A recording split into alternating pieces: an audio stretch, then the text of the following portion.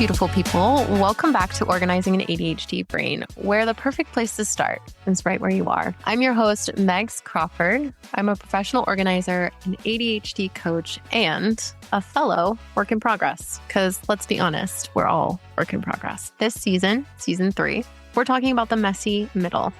Not about the before, not about the after, but all of the stuff that comes in between. Because let's be honest, there's a lot of stuff that comes in between that perfect before and after picture. So let's jump right in. Hey, welcome back. Now, this episode is going to be about organizing, but trigger warning, I'm also going to be talking about what's happening in our world and ways to find comfort in what is happening all around us. Because believe it or not, we find comfort in avoiding the clutter and chaos around us, sometimes our to-do lists, sometimes the craziness of our life. And we keep getting stuck in this cycle where we feel like we can't seem to get out of it. And most of you listening likely have ADHD or have been exploring what it means to have ADHD. So I'm going to talk to that. But I want to talk about comforts and I want to talk about hope today. When I was living in Boston and going to school and working full time, I had my blankie from childhood with me. Now, it didn't actually look like a blankie. It was just the edge of the blanket because apparently the interior of the blanket had disintegrated away based on how much it was loved. So it was like the silky outermost part of the blanket that I would keep with me as a wadded up ball of comfort. I liked the way that it smelled. I liked the way that it made me feel when I laid down at night. And was I a 20-something woman living my life with a blankie? Yes, absolutely. I felt inspired to tell this story because I saw someone share the other day on Threads how they had a professional organizer come over and throw away things that they were not given permission to throw away. And I just want you to know that that's not an okay thing. Your decisions in your home are your decisions alone. And when you hire someone, it is up to them to help you, encourage you to make those decisions and find the right way to do it, not to force you to do anything that you don't want to do. So back to the story. My landlord at the time also lived in this place. We had 2 other roommates. And he asked me, hey, I'm hiring some house cleaners. Would you like them to clean your room? And I was like, no, there's stuff everywhere. I had stuff on the floor. I had stuff on my dresser. I had stuff on my bed. It was a mess. And I'm like, I'm not going to clean it up before they come. No, I don't want help. This is my space. And when I came home from work, it was clean. And it looked really great. It was nice, but I also didn't know where anything was. I was like, holy smokes, my life is in complete disarray now because I have no idea how to function in this space, not knowing where anything is. That night when I went to bed, I gave a quick look for my blankie, but I couldn't find it. And I never did. They must have come in and thought it was trash and threw it away. And I still think about it to this day because I loved it so much. It was my blankie from childhood. I actually gave a presentation on having childhood blankies in a psychology class in high school. And thinking back on it, I had no shame. Apparently, I'm not as afraid of speaking up in spaces as I thought. But I share that because that blankie brought me a lot of comfort, and then it was immediately gone. Our stuff actually brings us a lot of comfort. The stuff that we have, the stuff that we're used to seeing, the stuff that we understand is ours. And it takes a lot to let it go. But I want to talk about comfort in doing uncomfortable things today. And I want to share how I found comfort through the events that happened in Minnesota a couple of weeks ago. At first, I was hesitant to share this because I have a tendency to try to make everyone happy around me by saying the right thing. Except that I don't want to say the right thing anymore. I want to say the thing that I believe to help people understand what I stand for. And so I'm coming to you today, not asking you to leave if you disagree with me. I encourage you to stay and to hear a different perspective. Because in a world that is continuously divided, we need more understanding of one another. So if you don't stay for what I believe in, please stay for the way that our ADHD brain reacts to chaos. and how it manifests in our world around us. I try to stay off social media on a regular basis. You won't see me posting a lot. I have a podcast and I post in my community. But on that Saturday, my husband looked at me and he's like, don't go on social media. Whatever you do, you don't need to see what just happened. Now, of course, that's the first thing I need to do now. And when I saw what had taken place, my whole body felt like it was rushed with emotions. I started welling up with tears immediately. My body started shaking a little bit, and I felt this immense sorrow for our nation. One, because this is not something that we should ever have to get used to. Seeing murders or videos of murders happening on our social media pages. But in addition to that, allowing something like that to be normal. After I let it sink in, the first thing I wanted to do was go shopping. I said, we need to go, we need a bookcase. That is what we need today. We need to go and buy a bookcase. And so we went to the store to find a bookcase and we didn't.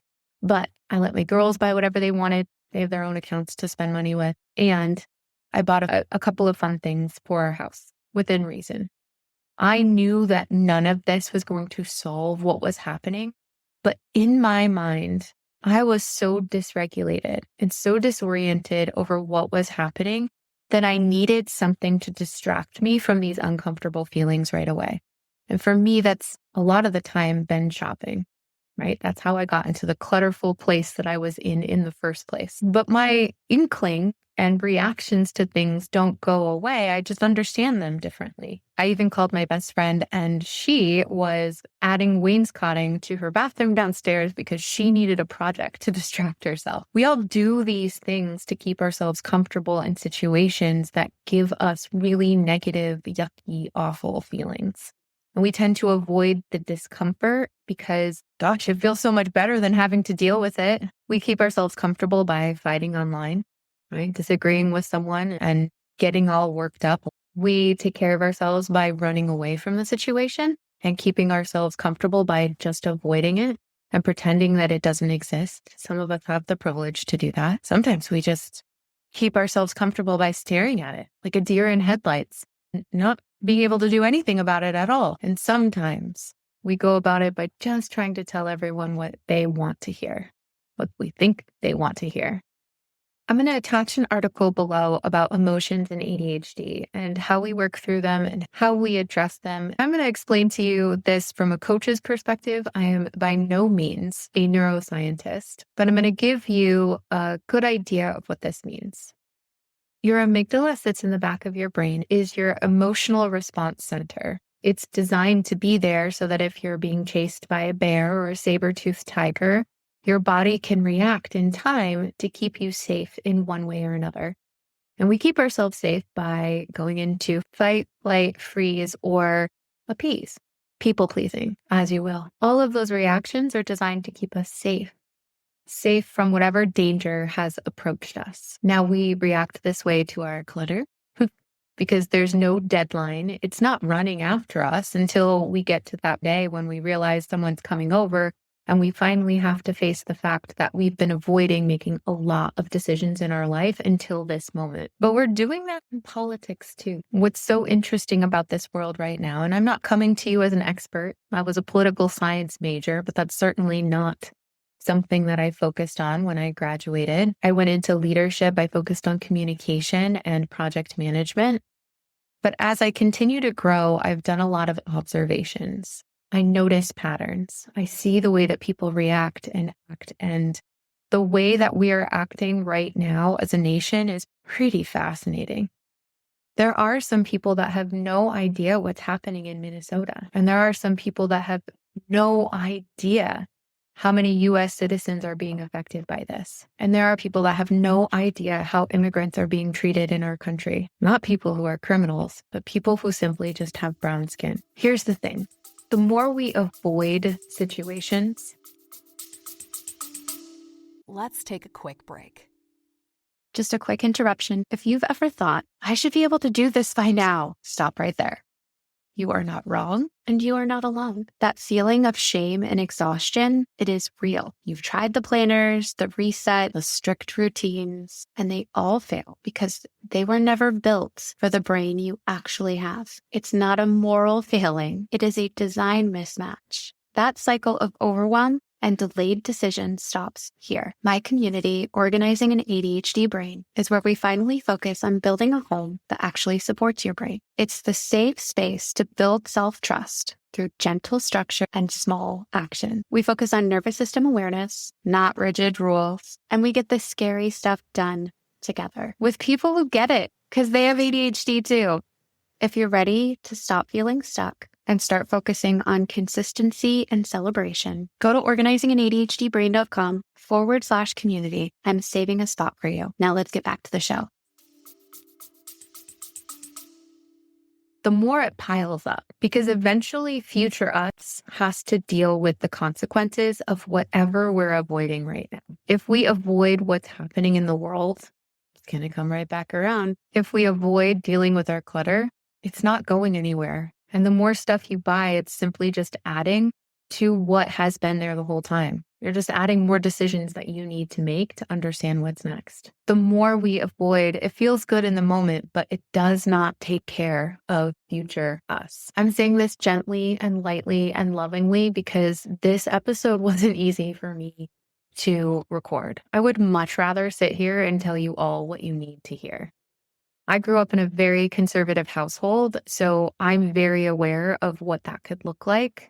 But I also became very progressive. The more I read, the more I understood different perspectives about the world. You can do with that information what you wish. But I also understand that the more I filter myself, the more I'm not being true to my voice. And gosh, freedom of speech is really freaking awesome.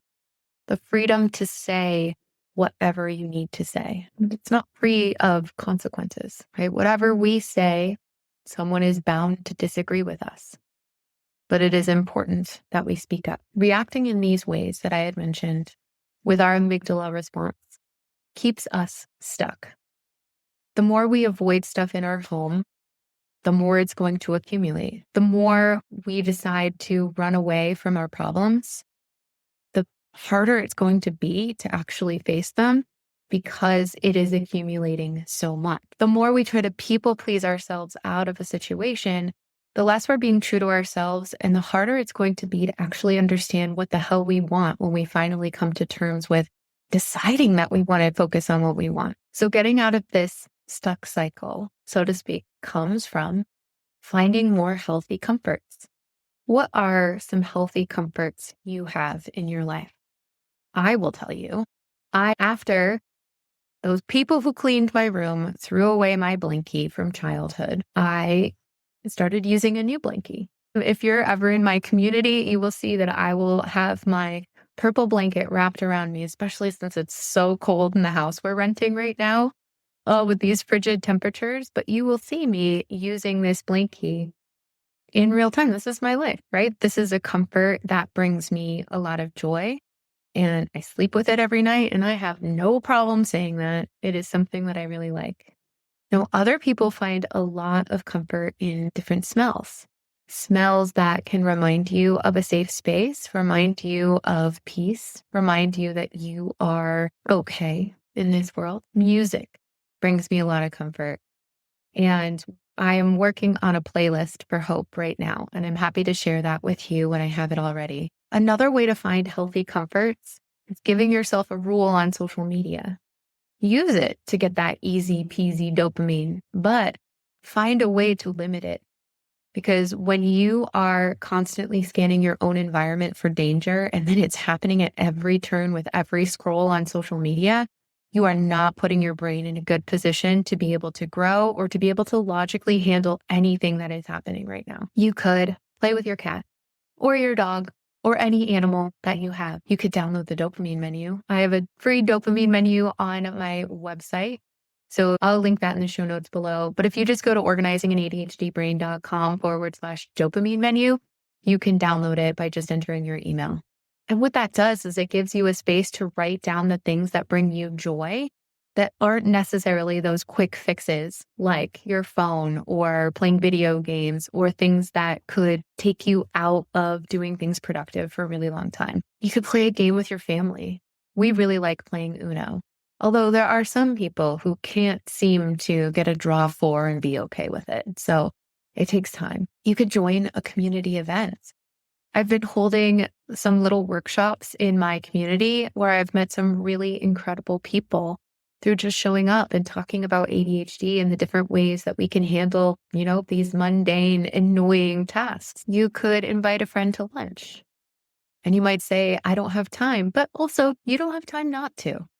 And that might put a little pressure on you, but instead of agreeing to, do another event for your kids, maybe you trade that for lunch with a friend once a month because it's scientifically proven to bring you more happiness when you meet with people. You could go sledding. Unless you live in California, then you could go slide down a hill with a cardboard box. We used to do that in Virginia. You could sign up for an art class through your local community and meet people that way. I right now am taking a singing class.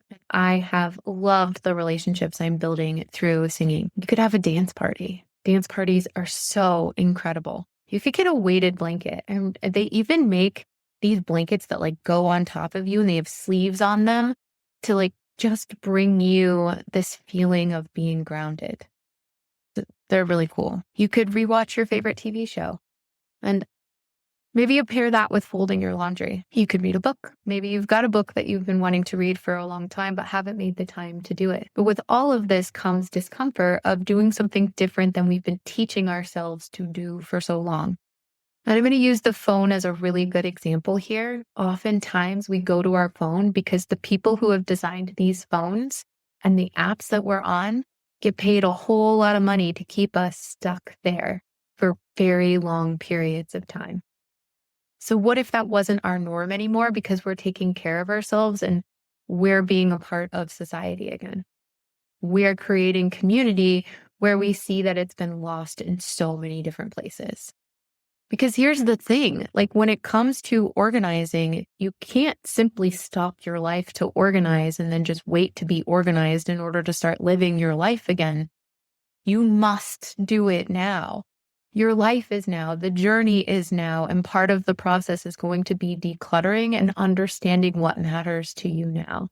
You don't have to be at a certain point in order to do that, but find some healthy comforts along the way. The ability to show up for yourself is one of the greatest gifts you could ever give yourself. And I want to share with you right now some hope that is getting me through, that is reminding me that we live amongst some of the most incredible people you will ever experience in your life. There are good people out there. There are kind people out there.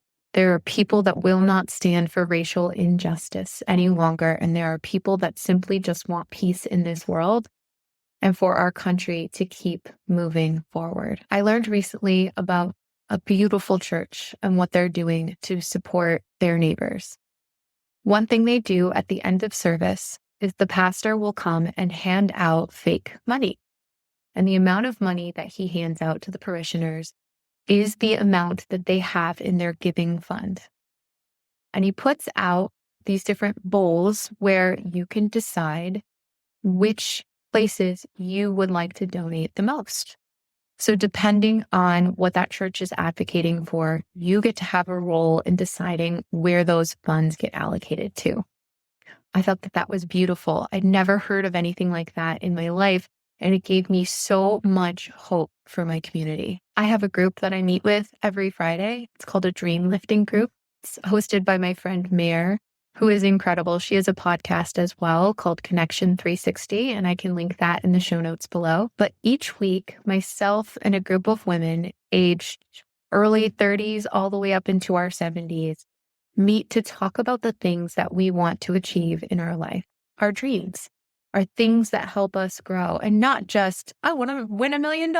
No, being present with our children or understanding what lights us up, or being confident sharing our voices. And those are just some examples. This group gives me a lot of hope and a lot of perspective, because oftentimes I can get really lost in my head and what's going on, that it makes it difficult to understand the world from a different point of view. And these women help me, which is really awesome. Something that gives me hope is being present with my children, knowing that I'm helping to raise the future generation of this world, and they are kind and they are learning how to regulate their emotions in a really healthy and beautiful way. And we're learning together, let's be honest, because there's a lot of mistakes that are happening at the same time. But gosh, when I'm present with them, their laughter is infectious. And the things that they have to say and the way that they see the world is beautiful. We were driving the other day to Boston to see my a cappella group perform. And we drove by a couple of protesters that had a sign that said, "ICE equals bad." And my daughter, Charlotte, who's 8, was like, yeah, she got really passionate about it. But we also don't talk about that stuff with her. We've talked a little bit about it, but kept it very, very high level as far as, what they need to understand right now in our world. And I said, oh yeah, sure. Tell me more about how you feel about ICE. And Cora, who's 6, chimed in and she goes, well, black ice is really bad. And Charlotte goes, yeah, ice is really slippery. And then they started saying, oh, but sometimes ice is good, like in your drinks. It just brought so much humor and love into the situation that we're in right now. Another thing that's giving me hope is seeing the people in Minnesota show up for their city. I saw a video the other day of peaceful protesters singing and giving a different perspective on what's happening. We're just people trying to live our lives, and we don't want you to come and terrorize our neighborhoods. We simply want to continue to live and live peacefully. My hope is also in seeing the ways that I've grown, not only on this podcast, but in the way that things affect me, in the way that I can show up differently based on the way that I've worked on my own regulation, based on showing up as a coach and what I've been able to accomplish. Even just seeing how the community is growing and the things that people are learning. Last night, we talked about letting go. There was one woman who shared that previously she would have had so much shame looking at her stuff. But because she's been doing this work and showing up, she's able to compartmentalize this in a different way and say, no, that's something that I can do.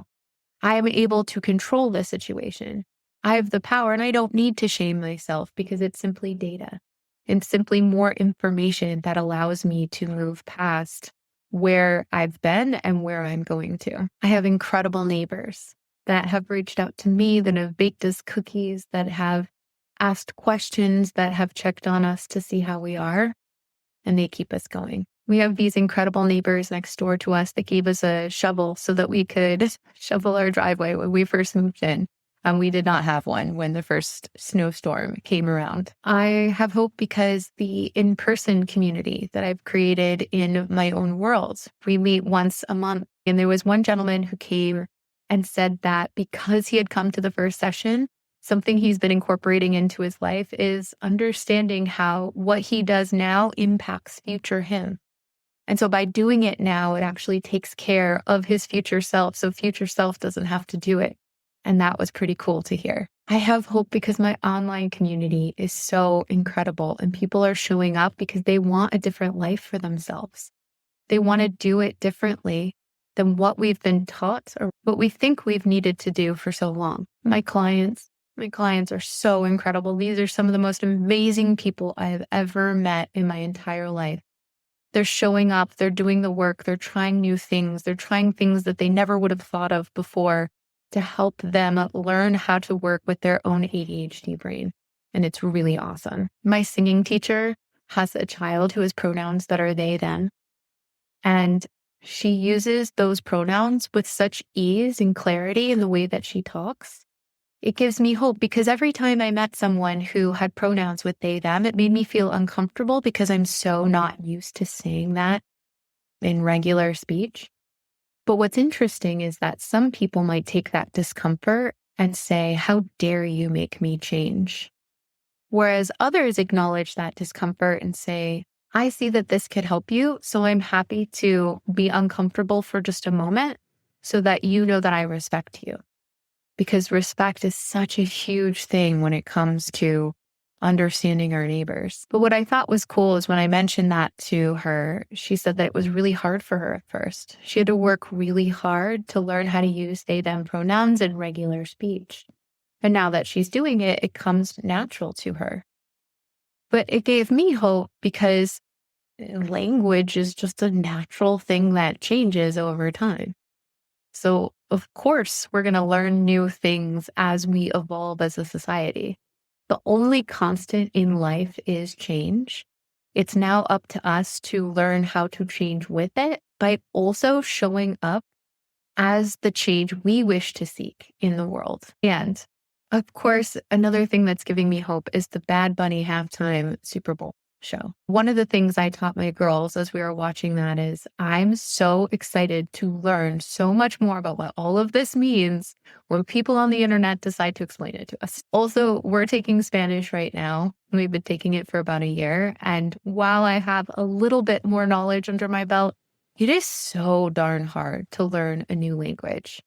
I was thinking about that the other day, people coming to this country, trying to make a better life for themselves, and then getting beat up for even trying to speak English, but having it be broken. I did an episode a couple months ago about how two things can be true at the same time, and that our world is going through a really big, messy middle right now. It's really messy, and it's awful, and it's gross, and it sucks. And there's so much information getting thrown down our throats every single day. And it is also imperative. It is a requirement that you find your joy, that you find the glimmers, that you find a way to keep going, find a way to show up regardless. We owe it to our kids. We owe it to our neighbors. We owe it to our friends to show up and continue to find joy, because when you find joy and when you find ways to lift yourself up, you find ways to lift up other people around you too. Sometimes I think to myself, well, how could I possibly be happy right now when there's so many people suffering in ways that I can't even imagine them experiencing right now? But if I allow myself to suffer through it with them, I can't do a damn thing. It's up to me to find joy, but to also find ways to show up for my kids and shine my light, because when I'm able to shine my light the brightest, I'm able to help others shine their light as bright as well. This episode took a lot of courage for me to record today. And I'm saying that to you because finding a voice right now in a world that feels so divided feels wrong. Feels like we should just shut up and hope that it all blows over, except that's the last thing that we need to be doing right now. The last thing we need to do is to keep our mouths shut, because the truth is that none of this is going anywhere and we cannot hide from it. Your clutter is not going anywhere. The stuff you've been avoiding is not going anywhere. There is no day like today but to start facing it. But that does not mean that you don't get to experience joy throughout this time too. It's so important that you find comfort in your family. It's important that you find comfort in your day-to-day and that you find happiness, because those are the things that are going to keep you going. And one way you can show up for yourself is by taking control of your home, one thing at a time, one piece at a time. And if you want support through that, come join my community. We meet at least once a week to do something productive or to talk about different ways to understand our brain. But if it's not my community, go join one. Find one that feels interesting and feels powerful to you, because being in community is everything right now. Find your people. You're not alone in this. And we've got to find a way to connect with the people around us. If you stayed this whole time, sending you lots of love your way. Thank you for supporting the podcast. When this episode goes live, as of this episode, I will be at 100,000 downloads since I first started the podcast. Thank you so much for listening. This is also part of my hope, to be able to have a place where I'm able to use my voice and share what I know and help you all declutter too and figure out some peace in your life, because you so deserve it, and that you're not broken, that you're allowed to trust yourself in the life that you're building, even if it looks messy for the time being. Sending you lots of love and some strength. I'll see you next week. Thanks so much for listening to Organizing an ADHD Brain. Just remember, I am not a doctor or a mental health professional. Everything I share here comes from my own lived experiences or my professional experience coaching other ADHD humans. If you need medical or mental health advice, please reach out to a licensed medical professional. What you hear on this podcast is for support and education, and how you use the information is completely up to you. For more resources, free downloads, and different ways to work with me, whether through coaching or the community, please go to organizinganadhdbrain.com. And don't forget, the perfect place to start is right where you are.